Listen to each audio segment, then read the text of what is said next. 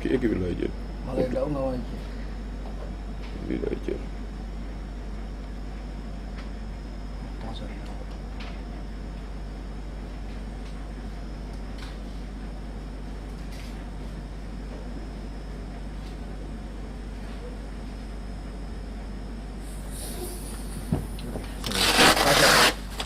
Taasa ya.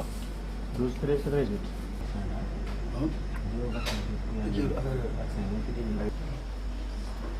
Maasahul.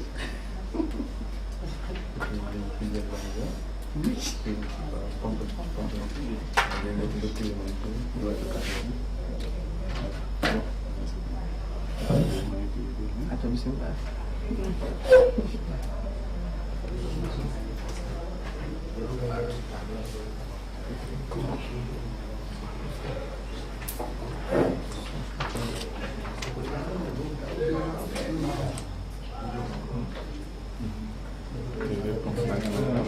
C'est bon, c'est bon.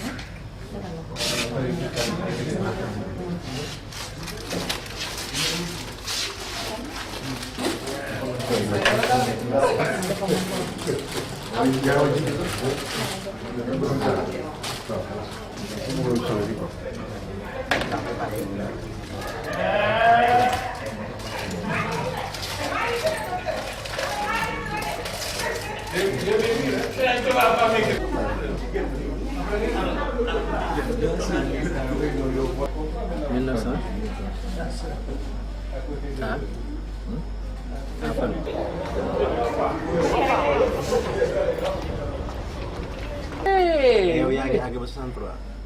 ah bon kon c'est vrai. 60 ans mooy âge limite. non booy yow. donc yow. gars yi image am instant moom image bi la bëgg quoi moom. ah image bi la bëgg quoi. mais nag du am sànni de. maa ngi du am sànni. ah non non kenn tey bi daal yow yaay partenaire bi kay boo bëggee gars yi jox la sànni la. yow moom boo bëggee gars yi jox la.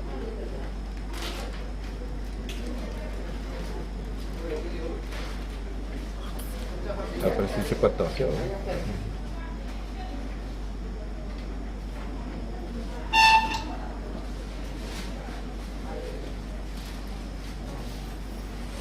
ok reposé wu nga wala da ngay doog a ici.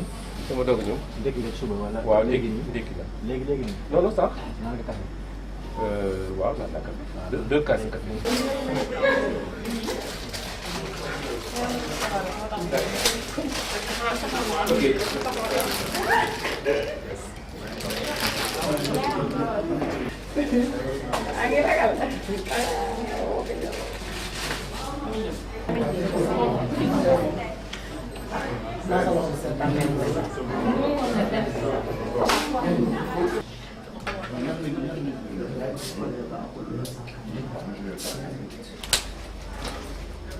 C'est bon.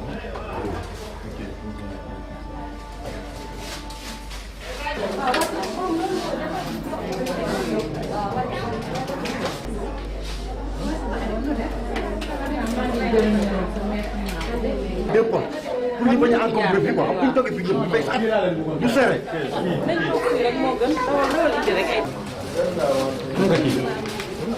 Non, pour qui?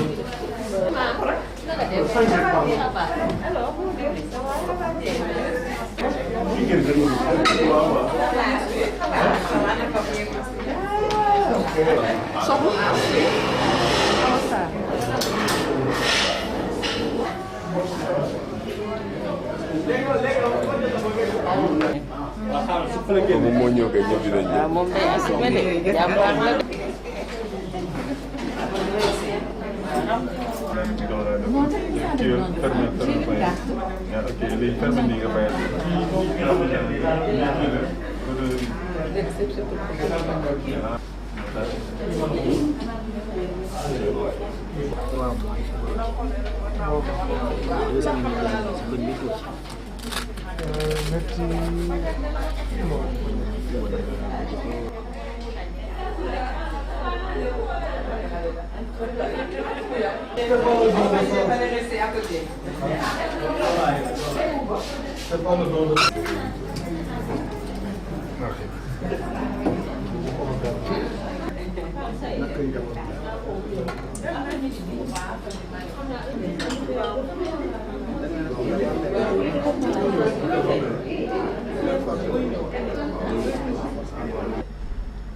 waaw ma dem ji fi moom gën a comme tey vent boo ko lekkee da ngay añaat da ngay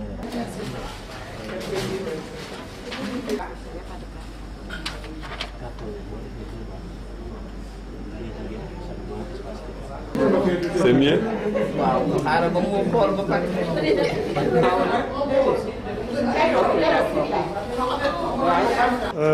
Bonjour, je m'appelle, je suis Dr Mbaye Diop, je suis secrétaire général de l'ISRA et je suis venu aujourd'hui participer à la cérémonie de remise de don de sang organisée par l'amicale des femmes de l'ISRA.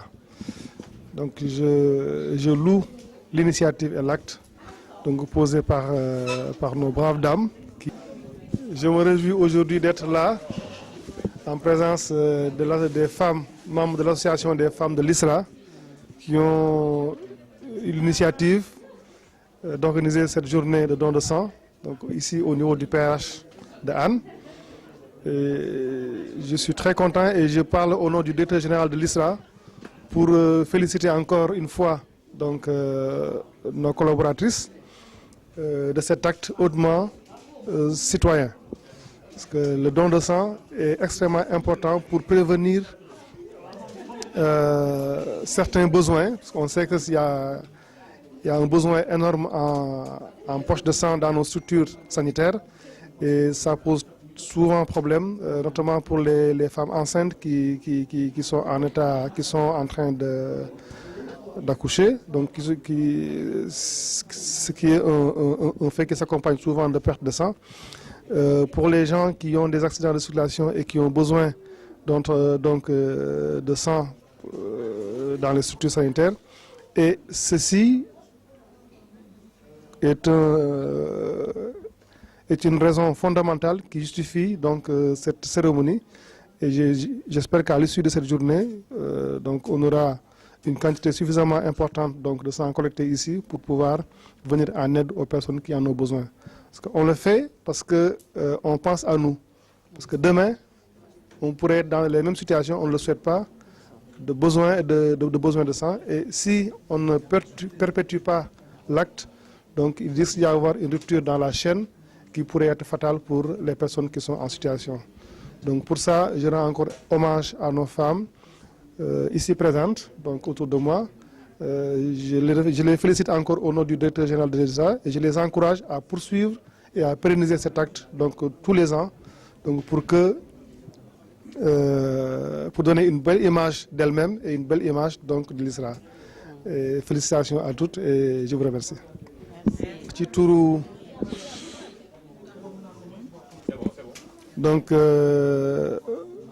maa ngi tudd Mbaye Diop nekk secrétaire général bu ISRA di teew fii ci turu directeur général docteur Alioune Fall nekk fi moo tax nekkul Sénégal moo tax teewul fii wax ak yéen mais su fi nekkoon moom mooy ñëw wax ak yéen wax sentiment am sur li fi xew tey li fi xew nag muy maye deret nekk na lu ñu rafetlu bu baax a baax a baax a baax a baax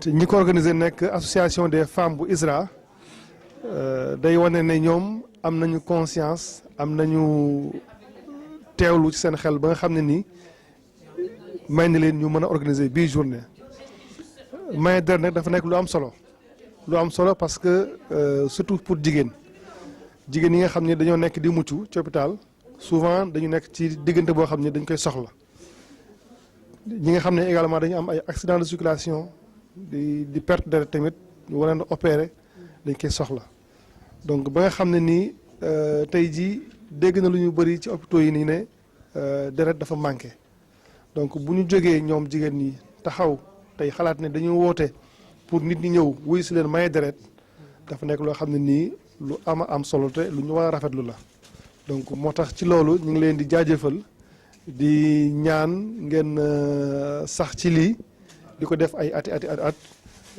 ba nga xam ne nii vraiment dinañ sentir que seen importance ci taxawaayu ISRA ci biir Sénégal wane ne ISRA nekku rek dem ci tool yi dem ci laboratoire yi également ISRA ñi fi nekk jigéen ñi jiite ko ñi ngi xalaat pour dimbale nit ñi ci lu mel nii donc ci loolu ñu ngi leen ci jaajëfal ci turu directeur général de l'ISRA di leen di wax jaajëf.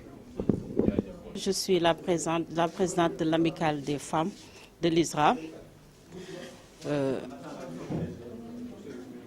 L'essentiel a été déjà dit par notre secrétaire général et à travers lui, nous remercions notre directeur général encore une fois pour dire que aujourd'hui, les femmes de l'ISRA sont en train d'effectuer un acte qui est très noble. Donner du sang nous fait penser aux malades. Donc je salue vraiment la présence de tout le personnel de l'ISRA qui ont participé à cette cérémonie. Comme notre DS l'a si bien dit, notre SG, cette journée est une journée qu'on organise pratiquement chaque année. Nous l'avons fait l'année passée et cette année nous voici encore la fêter et nous demandons au bon Dieu de nous donner la possibilité de le fêter des années et des années.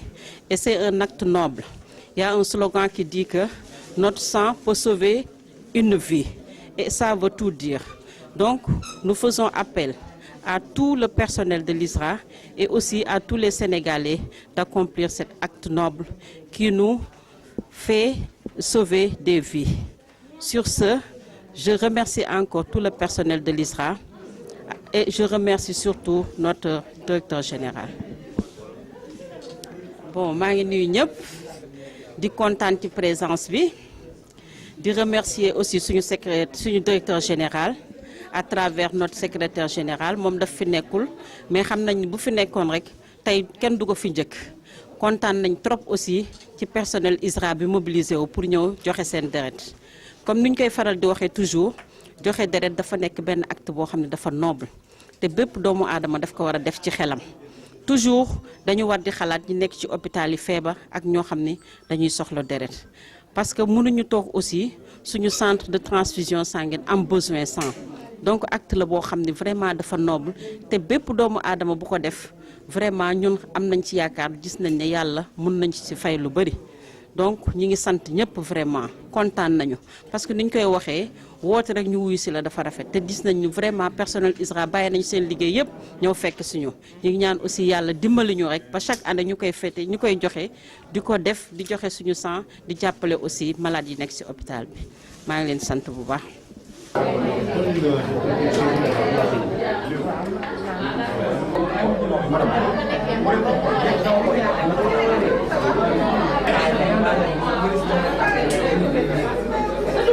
Parce que j'ai souvent ce problème.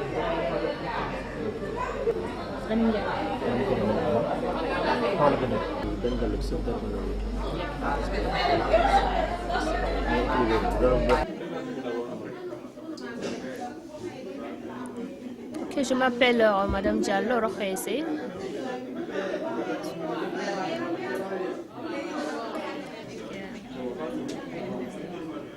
présenté, je m'appelle Madame Diallo Okhaese. Je suis au Centre national de transfusion sanguine. Aujourd'hui, nous sommes venus ici à l'ISRA dans le cadre des collectes mobiles de sang. Donc, j'en profite pour renouveler encore un appel à la population pour venir massivement participer aux dons de sang. Parce qu'actuellement, bien que le nombre de donneurs a augmenté depuis quelques années, mais le gap reste toujours, demeure toujours. Donc, les poches de sang sont toujours insuffisantes. Donc, on n'est pas parvenu à combler cette gap-là. Donc, vous pouvez arrêter. C'est bon. Donc, on a toujours un déficit de sang malgré l'augmentation du nombre de donneurs de sang. Malgré l'augmentation du don de sang, donc il y a toujours cette gap-là, ce déficit-là qui reste à combler. Donc, on lance un appel toujours à la population pour venir donner du sang parce que les structures de santé en ont toujours besoin. Donc, non, je l'ai pris 10 jours par mois pendant 3 mois.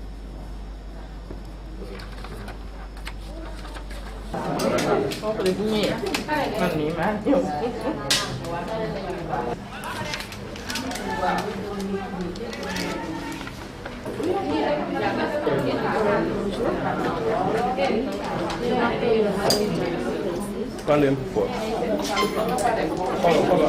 je m'appelle Madame Diallo.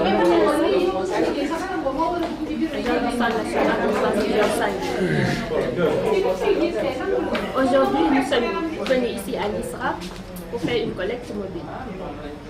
Et je profite de cette occasion, au nom du directeur, au nom du Centre national de transfusion sanguine, remercier toutes les bonnes volontés qui ne cessent d'apporter leur appui au Centre national de transfusion sanguine. Mais aussi lancer un appel à la population. Parce que bien que le nombre de donneurs est augmenté, Excusez-moi. Qu'il faut recommencer. Bonjour, je m'appelle Madame Diallo Okhaese. Je suis du Centre national de transfusion sanguine. Aujourd'hui, nous sommes venus ici à l'ISRA pour faire une collecte de sang. Je profite de cette opportunité pour féliciter au nom du directeur et au nom de tout le centre toutes ces bonnes volontés qui ne cessent d'apporter leur appui au Centre national de transfusion sanguine. Car le nombre de donneurs a bien augmenté depuis des années, mais le déficit en don de sang reste toujours permanent. Donc il y a un gap, un déficit à combler.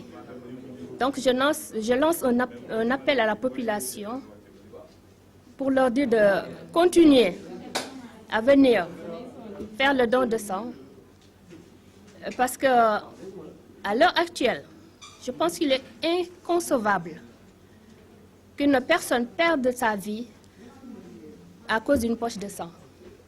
Et ça, personne ne devait accepter ça. Donc,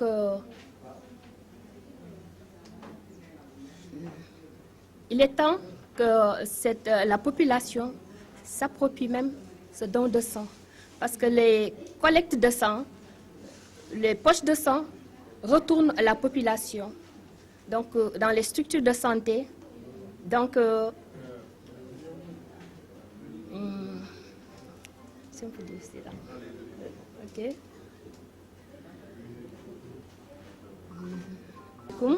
mbooloo bi man madame Diallo Okhaese bu Centre national transfusion sanguine maa leen di nuyu di leen gërëm di leen wax ne ñoo ngi fii ISRA tey ci benn collecte de sang bu ñu woo fii di sant population bi si geste yu rafet yi ñuy def ci don de sang bi fi mu toll nii nit ñi ñëw bëri nañ depuis ñu commencé def ay sensibilisation yi mais ba tey doyagul du tax doyagul fu mu nekk nii feebar yi nga xam ne dañu soxla poche de sang moo bëri ba nga xam ne lu ñu liggéey lu mu bëri tam tollooguñu foo xam ne bi mën nañ ne doy na daal donc ñoo ngi ñaaxaat population bi di leen wax ne don de sang soxla na leen ba léegi